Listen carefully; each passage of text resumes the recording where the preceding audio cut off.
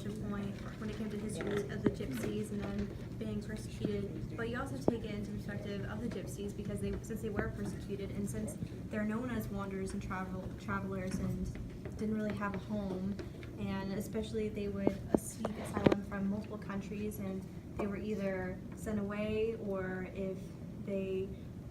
because since they didn't settle and have a home, it was illegal if you weren't settled, and beheaded and killed and drowned, and if your woman who was found, and and hunger, there's just a bunch of things going on that to a point they had was their culture, but because since they were being persecuted, it's also a culture that's diminishing. So that's where I'm kind of conflicted, because at the same time, when yes, it is theirs and they want to latch on to anything they can keep, that's because, like, I guess you're saying that, like, whatever you learn, like, you can't have like that knowledge being taken away from you, but you can, take away my home and all my things, but you can't take away my knowledge.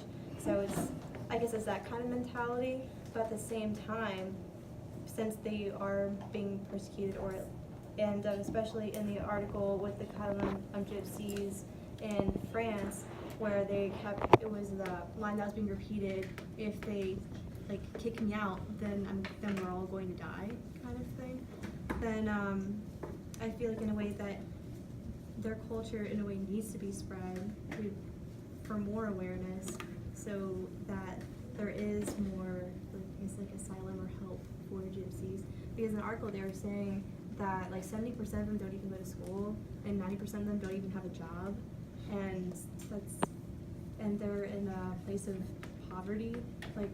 It was 70%. No, it was 60% are below the poverty line, which is so that's where it's kind of that conflicted little. I don't know, spread it or keep it because that's all they have. Yeah, I agree. Okay, Jonathan. Okay, yes, sir. So, going on that, I agree with Kelly completely on the need for their culture to be spread around, and that they need to make themselves more known to actually save themselves. And another thing on their music is that it can also help, and it's theirs.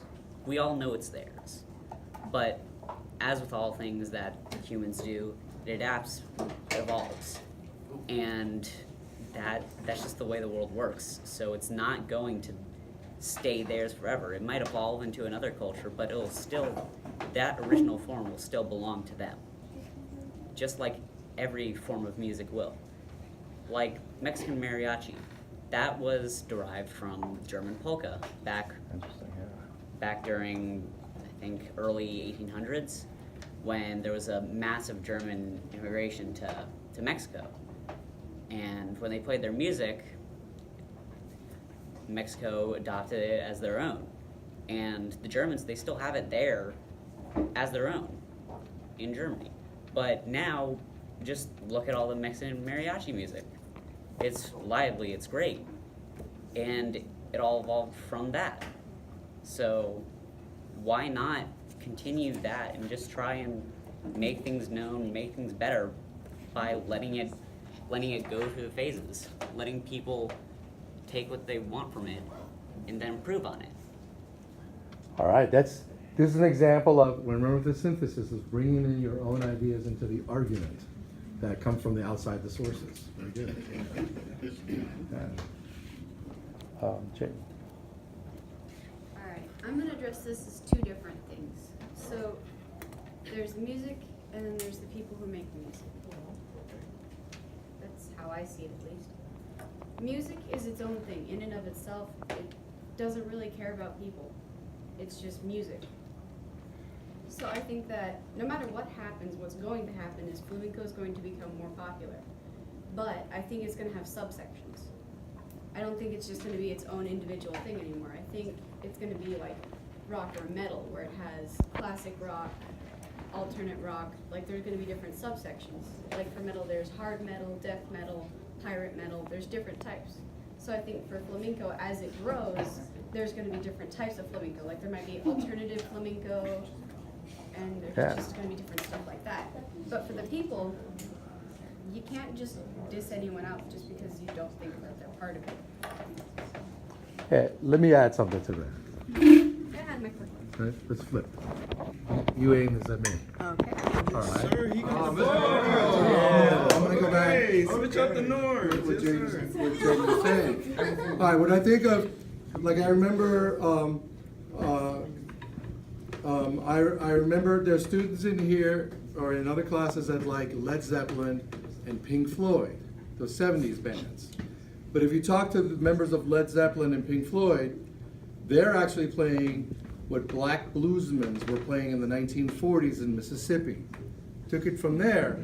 And then you talk to the metal people, and they're playing Led Zeppelin, but they're taking it a harder edge.